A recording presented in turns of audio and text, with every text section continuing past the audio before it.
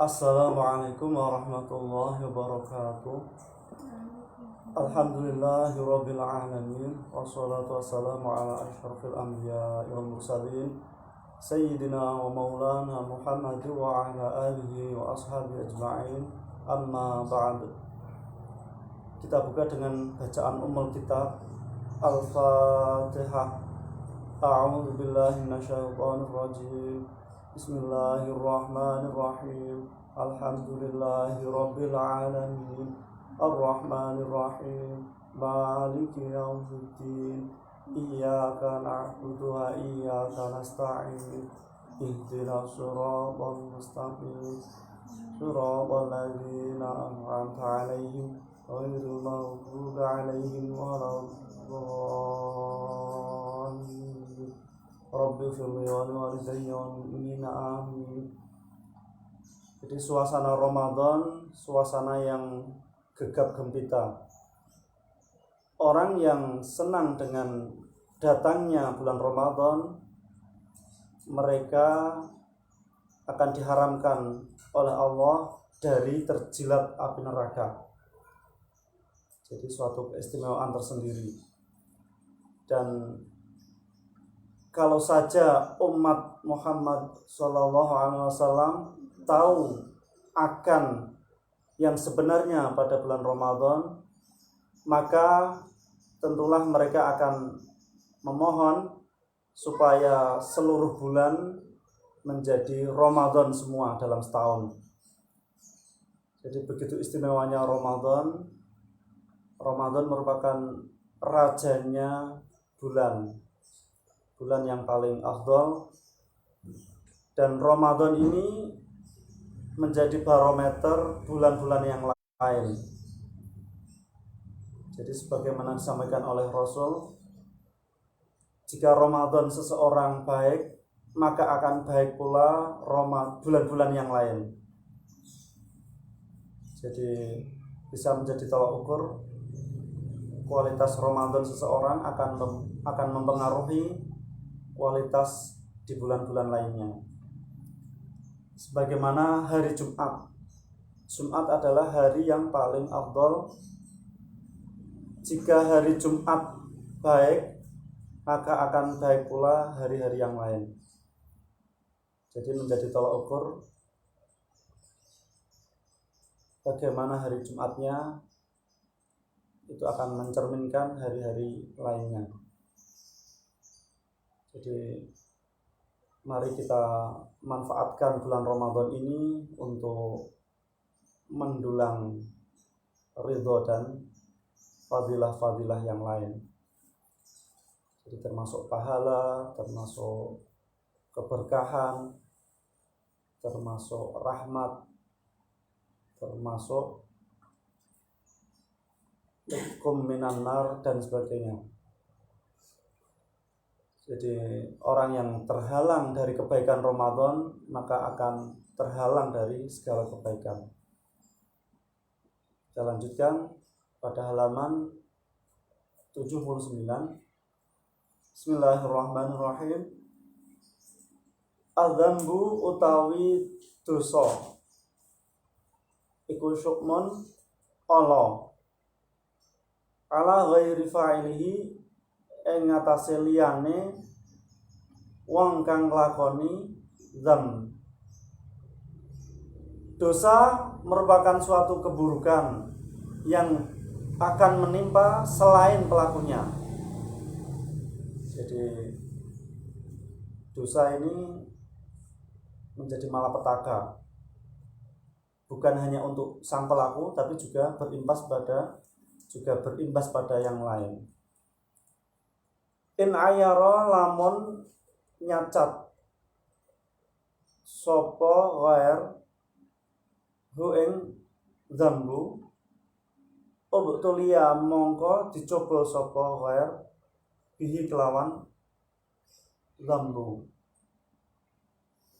Jadi jika dosa itu dicaci maki oleh orang lain, maka orang tersebut bisa diberi cobaan dengan melakukan dosa tersebut. Jadi banyak terjadi. Orang mencaci maki suatu dosa, kemudian dia terjerumus sendiri dengan dosa yang dicaci maki itu. Jadi siapa melempar, dia akan terlempar. Siapa membuat lubang, dia akan terperosok sendiri. Jadi seperti pembalasan itu ya seperti malapetaka yang menjadi bumerang baginya. Wa in taba lan lamun ngrasani sapa ghair hu ing zambu asima mongko dosa sapa ghair. Jika orang lain menggosipkan dosa itu, orang lain menguak membahas dosa itu, maka orang lain tersebut akan mendapatkan dosanya. Jadi dia hanya membahas, tidak ikut melakukannya, tapi dia juga terkena getah dosanya. Jadi kalau orang ghibah, orang gosip itu diibaratkan makan makanan dari bangkai. Jadi dia seperti istilahnya cara Jawane mayoran batang. Jadi membahas keburukan orang lain, membahas apa yang tidak disukai orang lain, dia berarti bergosip ya. Gosip itu digosok makin sip. Jadi itu makanan pokoknya orang-orang perempuan biasanya. Meskipun laki-laki kadang ada tapi sangat jarang. Tapi kalau perempuan itu bisa melebar kemana-mana.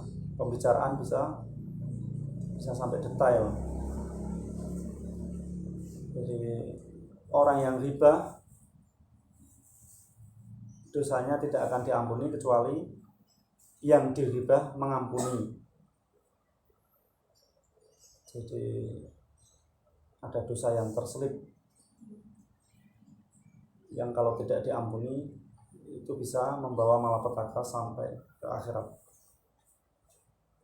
Wa in radhiya lan lamun ridho sapa ghair bi iklan dambu syaraka mongko sekutonan sapa ghair hu ing dambu. Hadis riwayat Imam Ad-Dailami dari sahabat Anas. Jika orang lain tersebut ridho terhadap dosa itu, orang lain tersebut merelakan dosa itu tetap terjadi, maka dia terhitung sebagai orang yang bersekutu dalam dosa. Dia seperti bekerja sama dalam dosa itu. Jadi dosa itu sebaiknya ya kalau bisa merubah kemungkaran tersebut dengan tangan, dengan kekuasaannya ya rubahlah. Tapi kalau tidak bisa ya dengan lesan, nasihat. Kalau masih tidak bisa cukup dengan hati. Jadi hatinya tidak rela, hatinya ingkar. Lah, selagi masih ada ketidakrelaan dalam hati, keingkaran dalam hati, berarti dia masih punya iman. Namun imannya menempati level yang paling lemah. Az-zahabu utawi emas iku bidzahabi dituku kelawan emas. Wal fiddatu lan utawi perak iku bil fiddati kelawan perak. Wal burru lan gandum iku bil burri kelawan gandum. Wa syairu lan tepung ya iku bisyairi kelawan tepung. Wa tamru lan kurma bisa pakai mutata khabar semua. Wa tamru lan utawi kurma iku bitamri kelawan kurma. Wal milhu lan utawi uyah iku bil milhi kelawan uyah. Mislan bimislin hale padan pinadan. Sawaan bisawaen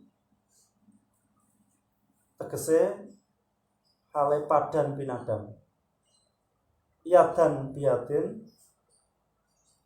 kelawan tampan tinampan. Faman mongko te sapa iku zada nambahi sapa man. Awis tazada utawa amrih tambah sapa man.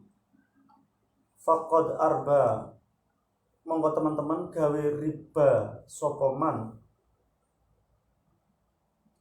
Di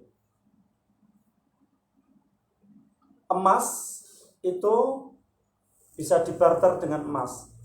Jual beli emas dengan emas tentunya ini harus seimbang. Jadi nanti tinggal kualitasnya yang menentukan emas tua atau muda berapa karat, 24, 18, nah nanti tinggal disesuaikan.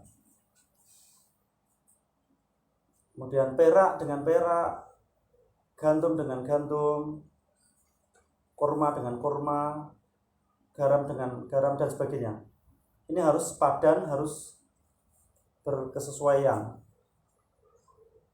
Jadi harus secara kontan. Barang siapa yang barter seperti itu, jual beli dengan sesama jenis, itu nanti kalau ada unsur tambahan, kalau ada unsur permintaan tambahan dan sebagainya, maka masuk kategori riba. Nah, kecuali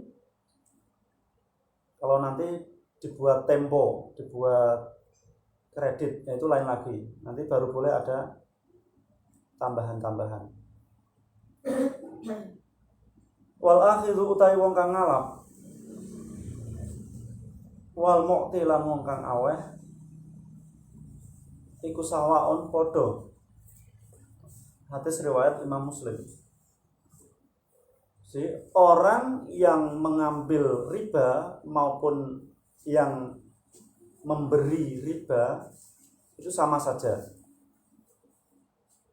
Berarti kalau ada unsur riba di situ, entah dia mengambil atau tidak, dia memberi atau tidak, lah ini yang terkena dosanya adalah si pelaku. Jadi yang mengambil riba itu atau yang memberikan riba itu.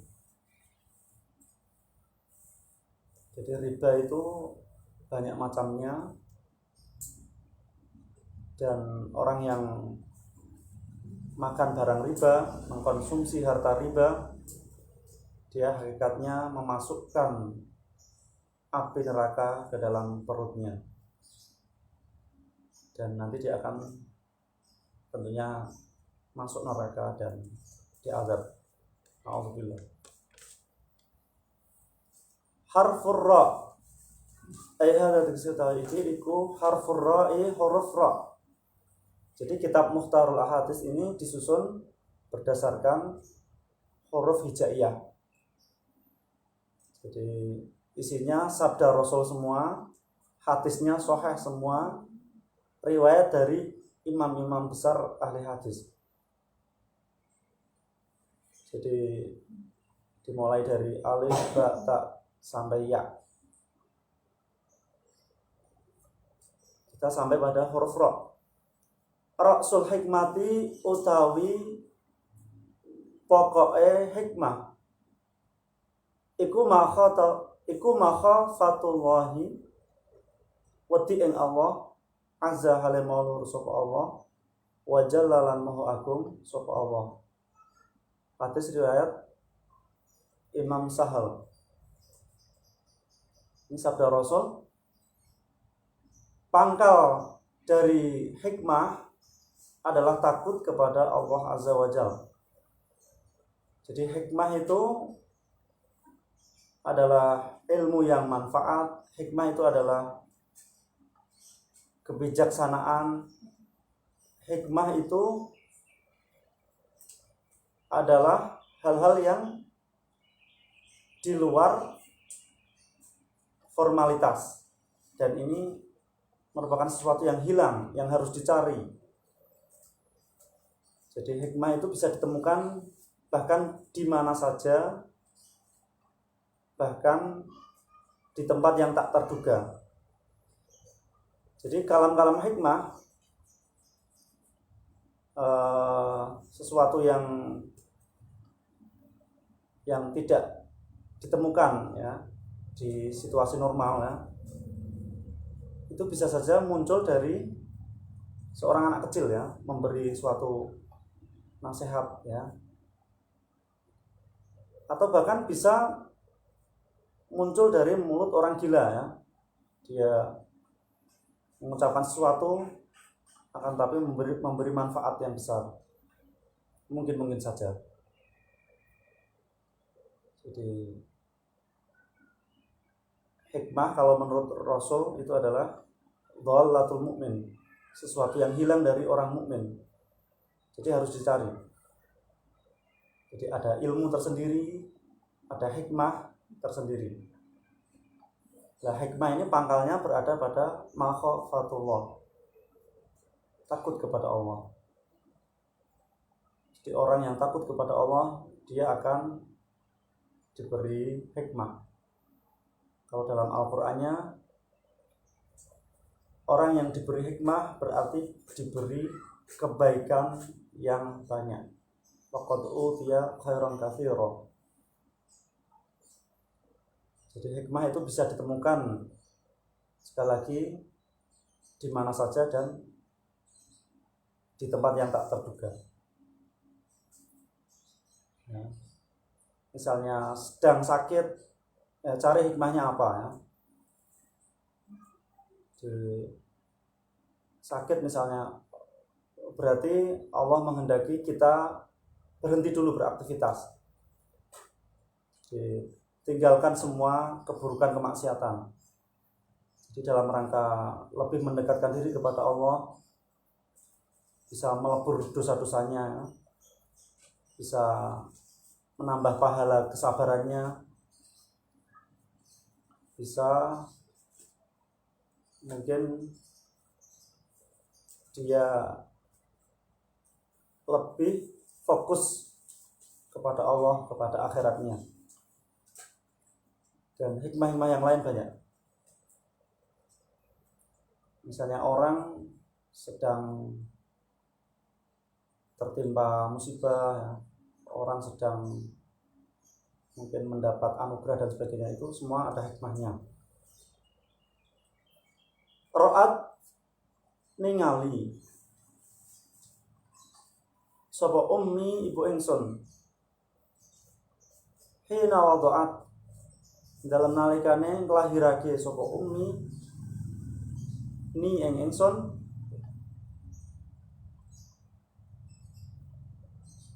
satoha aina, satoa kang mencorong minha saking ummi apa nurun cahaya, adaat kang madani apa, nanti filenya di belakang, lahu kronon nur apa kusur busra piro-piro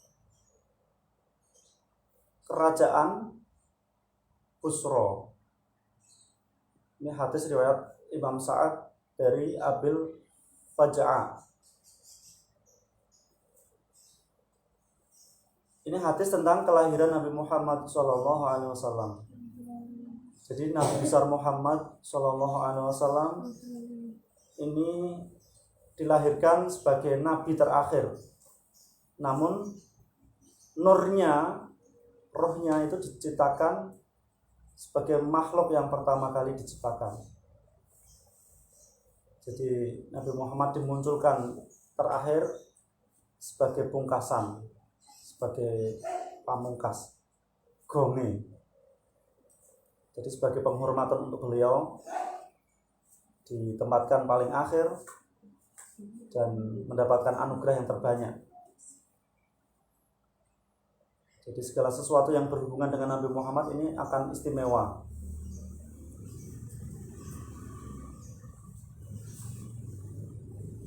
Dan Nabi Muhammad itu lahir dalam keadaan sudah bersih, sudah rapi. Jadi sudah memakai celak mata yang ganteng ya. Sudah terputus tali pusarnya. Sudah berhitam.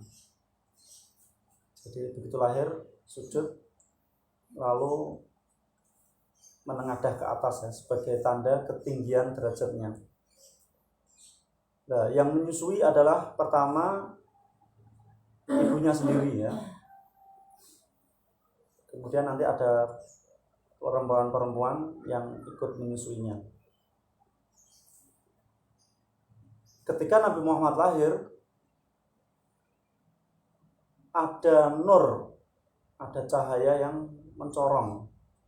Cahaya ini bahkan tembus sampai ke kerajaan Busra.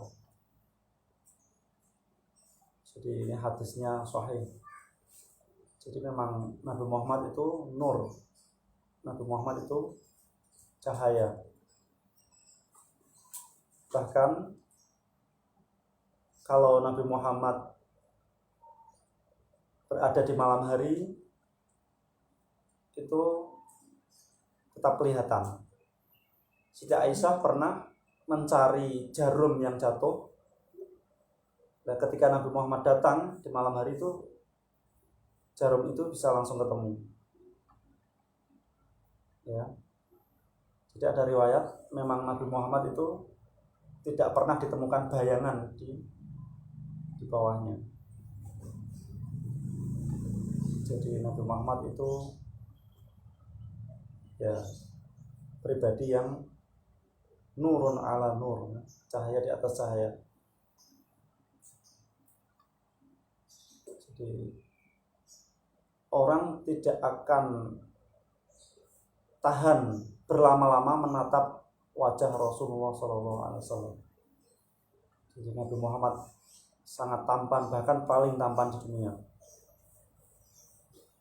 dan akhirat. Kalau Nabi Yusuf masih separohnya ketampanannya. Kalau Nabi Muhammad seluruh ketampanan Nabi Muhammad yang paling tampan. Jadi Nabi Muhammad adalah makhluk yang terbaik, jiwa, raga, zahir, batin.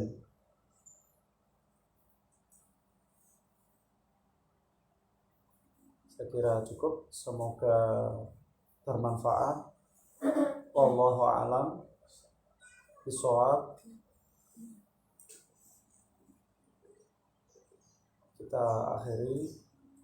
Wassalamualaikum warahmatullahi wabarakatuh.